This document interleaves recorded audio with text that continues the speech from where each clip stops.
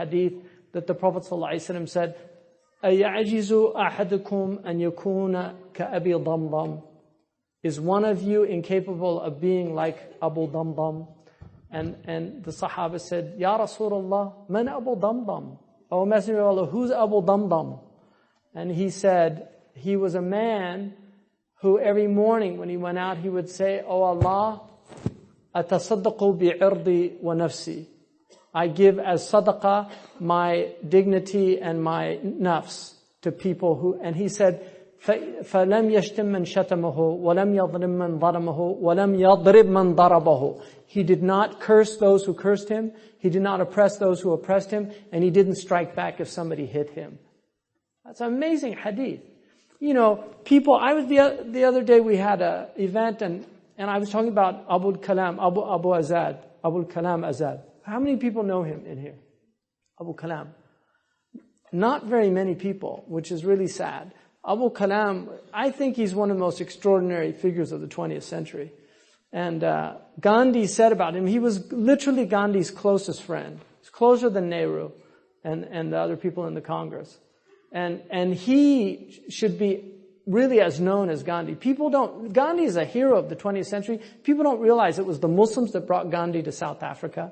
It was the Muslims that funded him in South Africa and supported him to act against the apartheid, right? Unfortunately, they were working on Indian issues and not on the Zulu and the other oppressed groups there. But when Gandhi went to India, it was Muslims that supported Gandhi.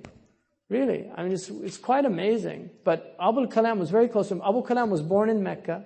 His mother was from Medina. She was an Arab. So he's half Arab. People think he's an Indian. He was half Arab. His father was a Bengali scholar and a Shaykh who taught in the Haram. He memorized the Quran at a very early age. He spoke over 10 languages fluently. He was one of the great orators of Urdu in the 20th century.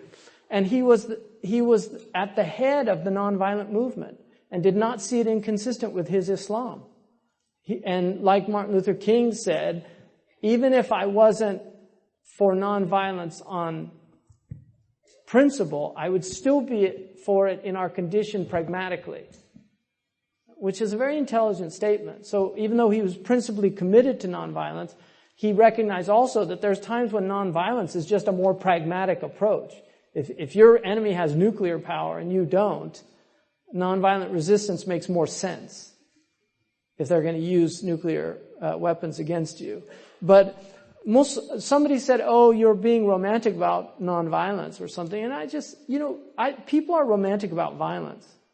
And it's only people that have never been around real violence that, the chicken hawks, all these people that have never seen war. Go to Syria and tell them about, how successful violence has been.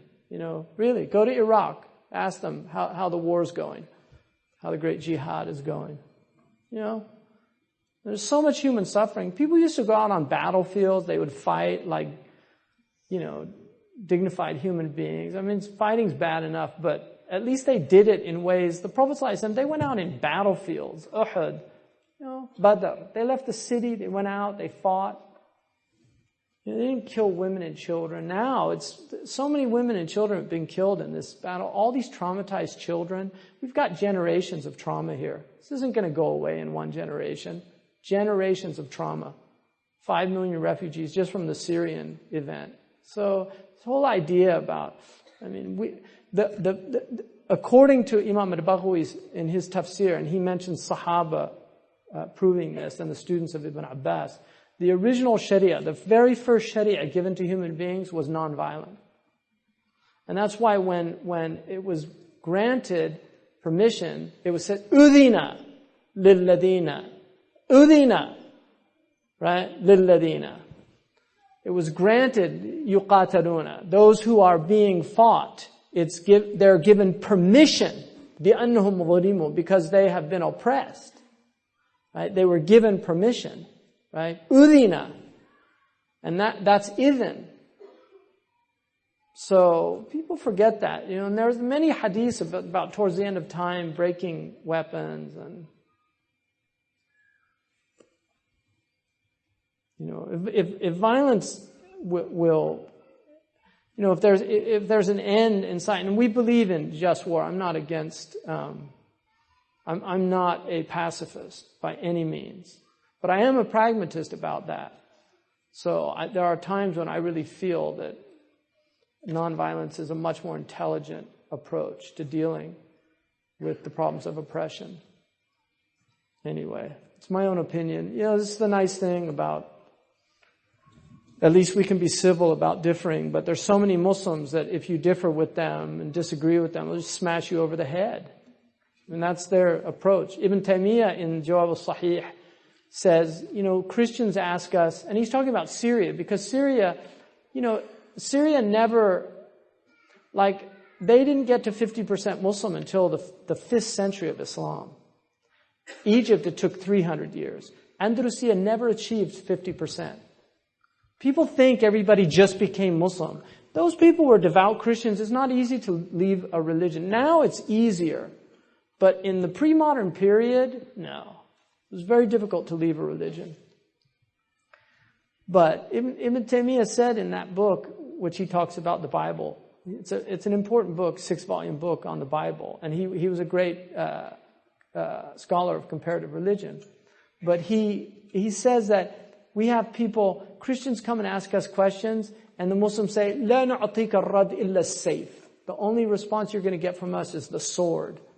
And he said, what kind of answer is that? He said, that is affirming the very thing they believe about our religion, that it's spread by violence. So what's up with all this violence?